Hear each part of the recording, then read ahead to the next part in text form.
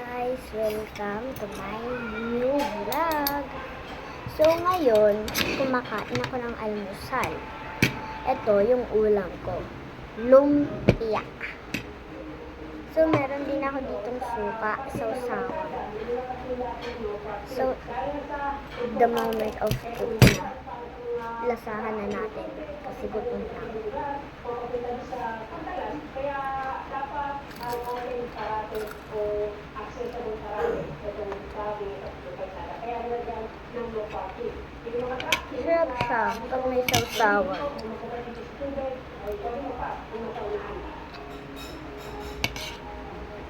Kung sa sabi pakiramdam na naligo dito. Araw-araw dito kayo dito. Walang halong kemikal dito parate.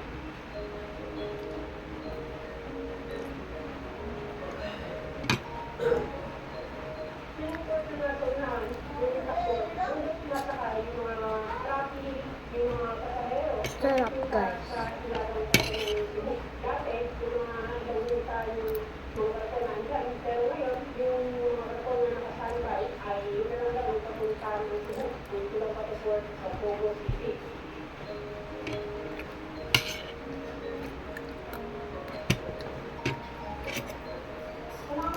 Guys, kasi ngayon pa lang matagal na kami hindi kumakain ng lumpia. Mga 1 year ago na mga 1 year ago ata hindi pa kami nakakakain. So, inuulam namin ngayon.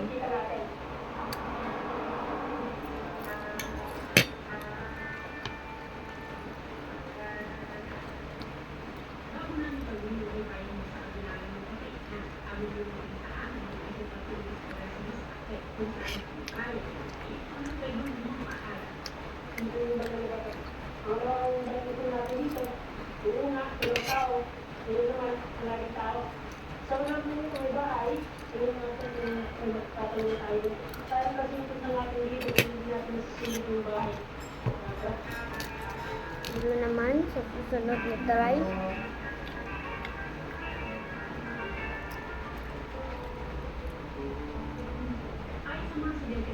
Guys, kung hindi kayo nagsasawsawan ng suka, itry nyo na sa mga Shanghai, sa mga hipon, ganun.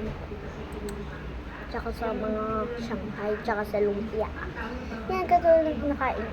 Punta na kami sa balay na bato. Magbuta kayo? Sa loob ng batas, hindi na po yung laga. Karamihan ng mga nakatira dito sa barangay ay hindi ko naman lagi sa balay pasito.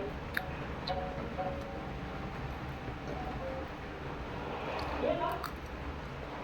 Right side, reset. Kaya, nakikita niyo dito, medyo maambon kasi nga, dahil ko sa bagat, pero banda doon sa ilaga o banda gitna ng wasbato, Sarap. Napakasarap talaga.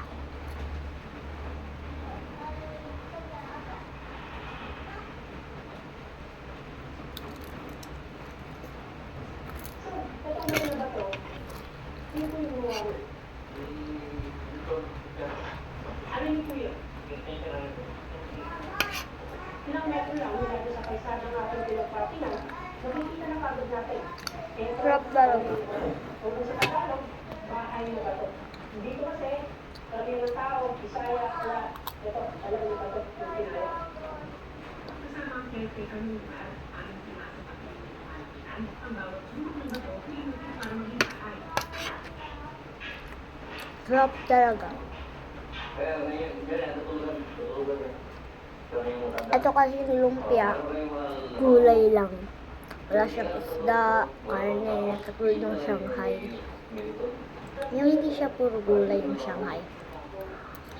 So kasi yung lumpia, mainam ka sa gulay.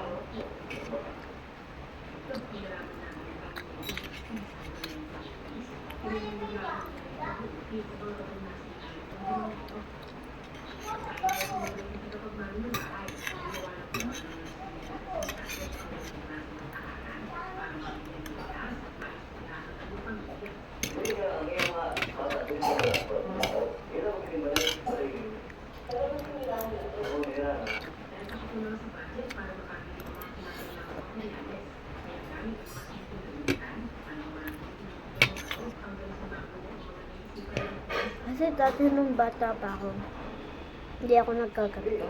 Grade 2 ako.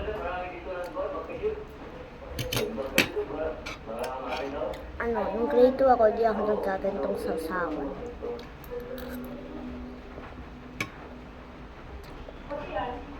Pero ngayon, grade 3 na ako. Nagsasawa na ako nito. Pinatikman kasi ito sa akin. And guys, paubos na tong kanin ko. Kung nandito po tayo sa taas, ay hindi po natin nakakala. Puro kain na lang din tayo.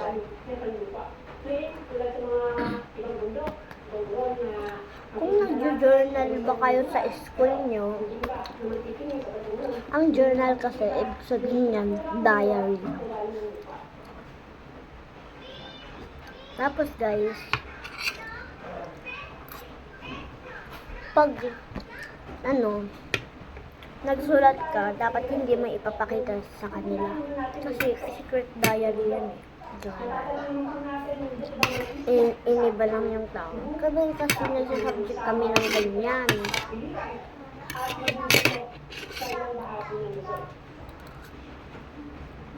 Sa Bataan kasi may star section sa Limay Elementary School. Star section ako. Grade 1 to grade 3.